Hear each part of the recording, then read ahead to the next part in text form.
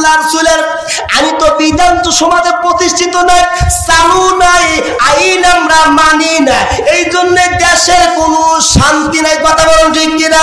দেশে কোনো শান্তি নাই, শুধু গজব আর গজব। যদি আইন যদি চালু থাকতো আল্লাহ সুবহানাহু ওয়া তাআলা আকাশ এবং জমিনের রহমতের দরজাটা খুলে দিত। জোরে বলে সুবহানাল্লাহ। আল্লাহ বলেন নবী গো ইয়া রাসূলুল্লাহ হাবিবাল্লাহ, আপনি तमाम বিশ্বের মানুষদের জানিয়ে দেন, যদি কোনো ব্যক্তি, যদি কোনো সমুদ্রের লোকেরা, যদি কোনো কওমের লোকেরা, যদি কোনো দেশের লোকেরা দুইটি কাজ করে, এক নম্বর কাজ হলো ওয়ালান্না আহলাল কুরা মানু ওয়াত্তাকাও, এক নম্বর হচ্ছে ঈমান আনো। ঈমান আনার মতো ঈমান আনতো। আজকে আমরা ঈমান আনার মতো ঈমান আনতে পারি? ইমাম গাজ্জালী রাহমাতুল্লাহ বর্ণনা করেন ঈমান আমাদের কত দুর্বল, ঈমান আজকে শক্তিশালী নাই। আর অত্তাকও, আল্লাহকে ভয় করার মতো ভয় করো। একটা হচ্ছে ঈমান আনার মতো ঈমান আনো, দুই হচ্ছে অত্তাক, আমার আল্লাহকে ভয় করার মতো ভয় করো। কেমন ভয় করো? ইমাম গাজ্জালী রাহমাতুল্লাহ আলাইহি বর্ণনা করেন, একটা লাল পিপিলিকাকে দেখে, একটা পিপিলিকাকে দেখে মানুষের যে পরিমাণ ভয় করে, একটা মানুষ যদি আল্লাহকে দেখে ওই সম পরিমাণ ভয় করত, তার আকাশের নিচে জমিনের উপরে সমস্ত মানুষের আল্লাহর খাস ওলি হয়ে যাইত। জোরে বলি সুবহানাল্লাহ। একটু জোরে বলি আল্লাহু আকবার। একটা পিপিলিকাকে দেখে মানুষেরা যে পরিমাণ ভয় করে, দেখবেন যার শরীরে একটা পিপিলিকা ওই মোটা সাইজের মাথাটা মোটা হয়, বা মাজুল, মাজুল চেনেন আপনারা? এই মাজুল পরে শরীরে পড়লে পারে, মানে ওই মাজুলকে শরীর থেকে সরানোর জন্য কি লাফালাফে, কি দাবা দাবে। মাজুল ছোট্ট একটা মাখলুকাত, ছোট্ট একটা পানি পড়েছে, তাই এত লাফালাফি দাবা দিয়ে তুমি করতে চাও? আল্লাহ গাজী বলেন যে একটা মাজুল দেখে, একটা পিপিলিকাকে দেখে মানুষের যে পরিমাণ ভয় করে, এই পরিমাণ ভয় যদি মানুষের আল্লাহকে দেখে করতো, এই আকাশের নিচে জমিনের উপরে একটা খারাপ মানুষ খুঁজে পাওয়া যাইতো না, সমস্ত মানুষের আল্লাহর ওলি হয়ে যাইতো। সুবহানাল্লাহ বলবেন না? দেখেন আমাদের কি অবস্থা। একটু গবেষণা করা দরকার আমাদের, চিন্তা করা দরকার আমাদের। তাহলে আল্লাহর আইন হচ্ছে চোর চুরি করলে হাত কেটে দাও।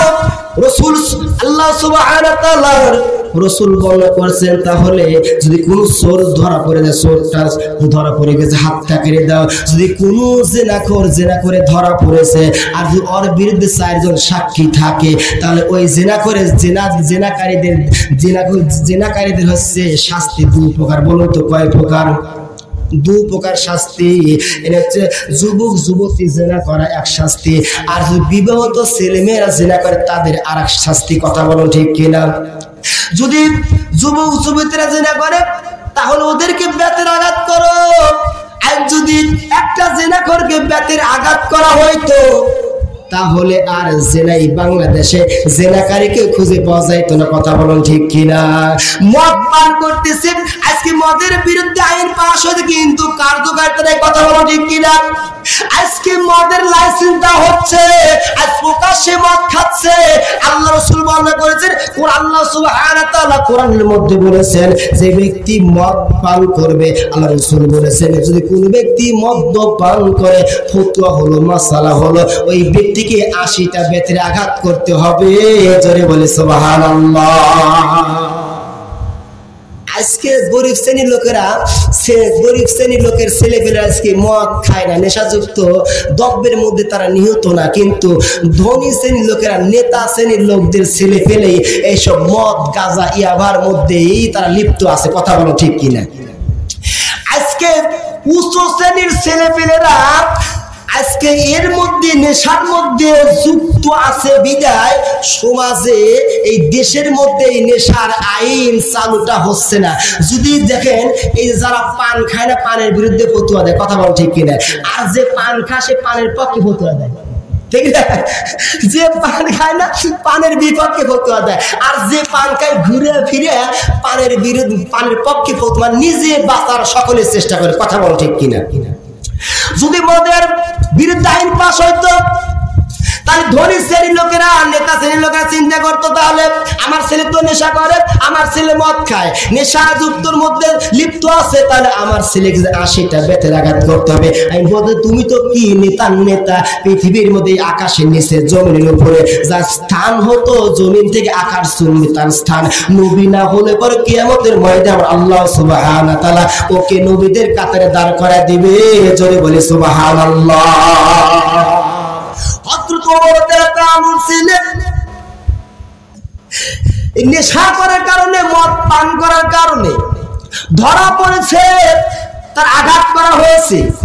এমনকি যে আঘাত করার দায়িত্বে আছে তাকে দায়িত্ব দেওয়া হলো, বিচার ডাকা হলো, মাশওয়ারা ডাকা হলো।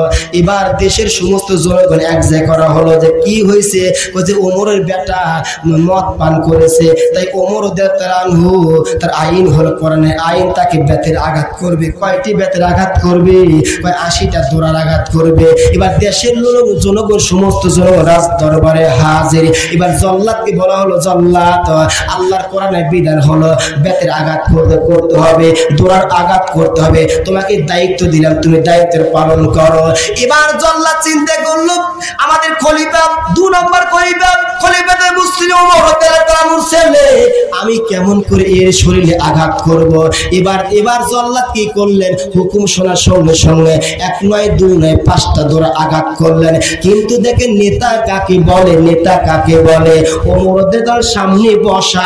ওমর চিন্তা করলেন যে জল্লাদ যে দায়িত্ব দিয়েছে, আর জল্লাদের শরীরে যে শক্তি আছে, আমার মনে হচ্ছে শক্তি মোতাবেগে আমার সন্তানের উপরে বেতের আঘাত করা হচ্ছে না।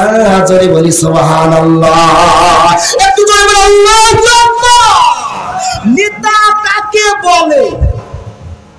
নেতা কাকে বলে? ওমর চিন্তা করে, জল্লাদ তোমাকে ভাতা কম হচ্ছে নাকি? বাইতুল মালের খাদ্য খায় তোমার কি শরীর শক্তি কমে গেছে নাকি? আমার সন্তান হয়েছে বিদায় তুমি কি আস্তে আস্তে আঘাত করতেছো? তোমার আর বেতের আঘাত করা লাগবে না, ব্যাটটা আমার কাছে দাও, আঘাতের বস্তুটা আমার কাছে দাও। এবার ওমর রাদিয়াল্লাহু আনহু ছেলে নিজেই বিচারক, নিজেই খলিফা।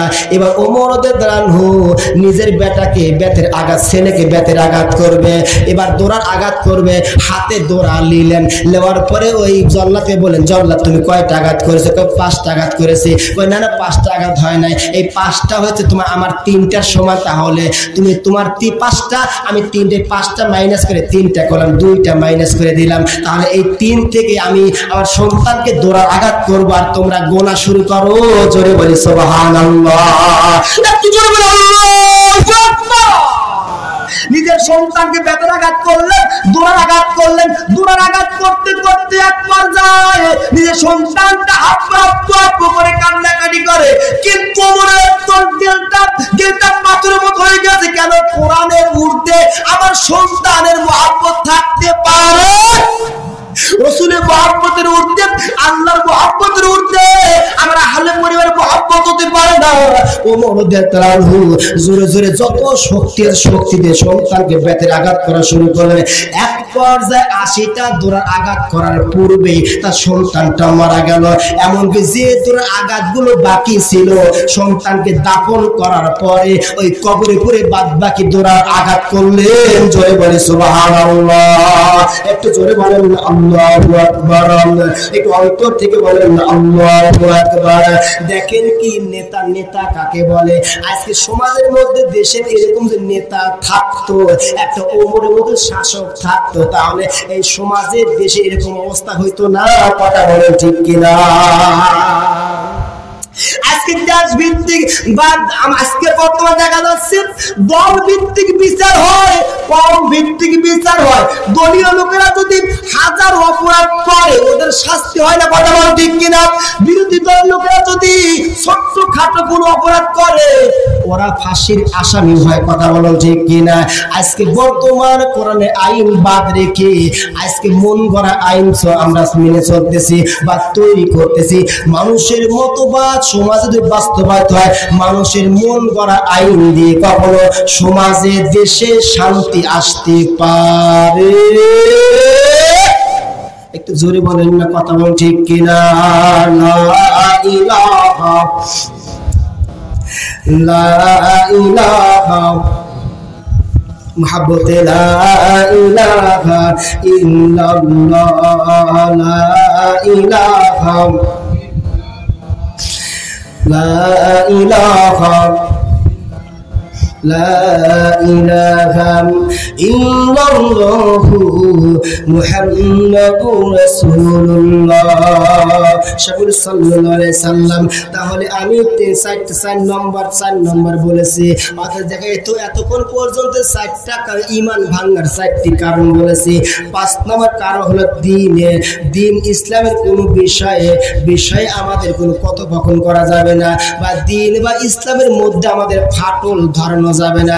যারা দ্বীন এবং ইসলামের মধ্যে যারা ফাটল বা দিয়ে দ্বন্দ্ব সৃষ্টি করতে চায়, ফিতনা সৃষ্টি করতে চায়, ওদের কোনো ঈমান না। যারা এসব কাজ যারা করবে তাদের নতুন করে ঈমান আনতে হবে। কথা বলুন ঠিক কিনা? অনেক মুসলমান আছে দ্বীনের কাজ পছন্দ হয় না, দ্বীনের কাজ পছন্দ হয় না। কিছুদিন পরে এরকম একটা নেতা বলেছে যে মহিলারা পর্দা নিয়ে হেজাব নিয়ে থাকবে, চলাচল কষ্ট। এবার কি মেয়েরা ওই হাত মুখ বাইরে থাকবো, এই হাত পর্যন্ত মুজা থাকবো, চোখ পর্যন্ত পর্দা থাকবো, পা পর্যন্ত মুজা থাকবো। এ কি মেয়েদেরকে তো ঘরের মধ্যে আবদ্ধ করা হচ্ছে। এটা তো কেমন কথা, মানে বলতেছে এরকম কেমন হচ্ছে, মানে ইসলামের বিধান তার কাছে বিধানই মনে হচ্ছে না। কথা বলো ঠিক কিনা? মানে ফাটল ধরন সৃষ্টি করে যে সব ব্যক্তিরা ইসলামের মধ্যে ফাটল যারা সৃষ্টি করবে ওদের ঈমান নাই, নতুন করে ঈমান আনতে হবে। একটু জোরে বলে আল্লাহু আকবার। وَمِنَ النَّاسِ مَن يَقُولُ آمَنَّا بِاللَّهِ وَبِالْيَوْمِ الْآخِرِ وَمَا هُمْ بِمُؤْمِنِينَ।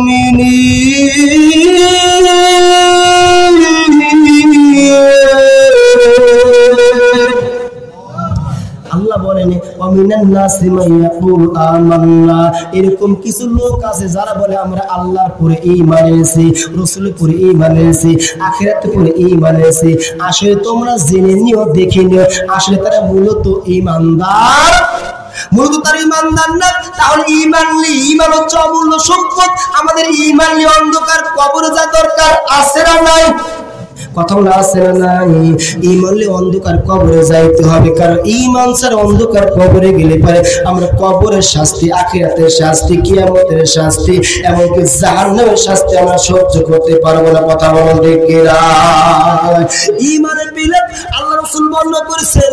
এরপরে আসুন আমরা ঈমানের পরে আল্লাহ সুবহানাহু সন্তুষ্টির উদ্দেশ্যে, আল্লাহর সন্তুষ্টির উদ্দেশ্যে আল্লাহ সুবহানাহু তাআলা সুন্দর করে বর্ণনা করেছেন। এরপর তোমরা যারা ঈমান আল্লাহ ঈমান আনার পরে আমি আল্লাহর সন্তুষ্টির উদ্দেশ্যে দুনিয়ার মধ্যে দান সদকা করো। আমি আল্লাহ সুবহানাহু যে সম্পদ তোমাদেরকে দিয়েছি এই সম্পদ আমার দ্বীনের জন্য ব্যয় করো। একটু জোরে বলে সুবহানাল্লাহ। কারণ হলো এই জন্য সম্পদটা ব্যয় করতে হবে। আমি দুনিয়াতে থাকবো, চিরস্থায়ী থাকবো না, দুনিয়া থেকে আমাদের চলে যেতে হবে। আমি দুনিয়ার মধ্যে আমার আল্লাহ সুবহানাহু তাআলা সম্পদ দিয়েছে, এই সম্পদ দিয়ে আমি একটা মাদ্রাসা, মসজিদ বা কোন ভালো কাজ, নেক কাজ করে যাই, এই সাদকাগুলো আমার মৃত্যুর পরে আমার কবরেতে আমার আল্লাহ সুবহানাহু তাআলা পৌঁছে দিবে। জোরে বলি সুবহানাল্লাহ।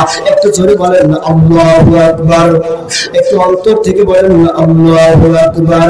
আমি এদের বলতে চাচ্ছি যেহেতু কবরস্থান, মাদ্রাসার উন্নতির করবে মাহফিল, প্রধান মেহমান আসবে, অল্প সময়ের মধ্যে প্রধান মেহমান আসবে। আমার সময় ছিল 11টা পর্যন্ত, এখন বাজে 10:55। আমি অল্প সময়ের মধ্যে আপনাদের কাছে জানতে, আপনাদের কাছ থেকে কিছু আমি আবদার ফিল করতেছি বা আবদার করতেছি। যেহেতু প্রধান মেহমান সাতক্ষীরা থেকে এসেছে, তিনি আপনাদের কোরআন হাদিসে ভালো ভালো কথা শোনাবে, তার আলোচনায় ডিস্টার্ব করা যাবে না। যেহেতু আপনারা সকলেই দান করবেন, এই দানের ঝামেলাটা আগেই শেষ করা দরকার আছে না নাই? কথা আছে না নাই? আমি এই জন্য বলতেছি আমাদের অনেকের বাবা অন্ধকার কবরে চলে গেছে। আজকে যারা কবরে চলে গেছে তারা ইতিম, তারা এতই ইতিম। আল্লাহ রাসূল বর্ণনা করেছেন আটলান্টিক মহাসাগরের মধ্যে, কোন সমুদ্রের মধ্যে কোন ব্যক্তি যদি পড়ে যায়, ওই ব্যক্তির কতটুকু ইতিম হতে পারে। আল্লাহ রাসূল ইয়া রাসূলুল্লাহ হাবিবাল্লাহ, ও থেকে আর অসহায় ব্যক্তি আর কেউ হতে পারে না। আল্লাহ সুবহানাহু রাসূল বর্ণনা করেছেন ও থেকে বেশি বেশি হচ্ছে অসহায় লোক হচ্ছে যে ব্যক্তিটা অন্ধকার কবরে চলে গেছে, ওর মতো অসহায় ব্যক্তি আর কেউ হতে পারে না। জোরে বলে সুবহানাল্লাহ।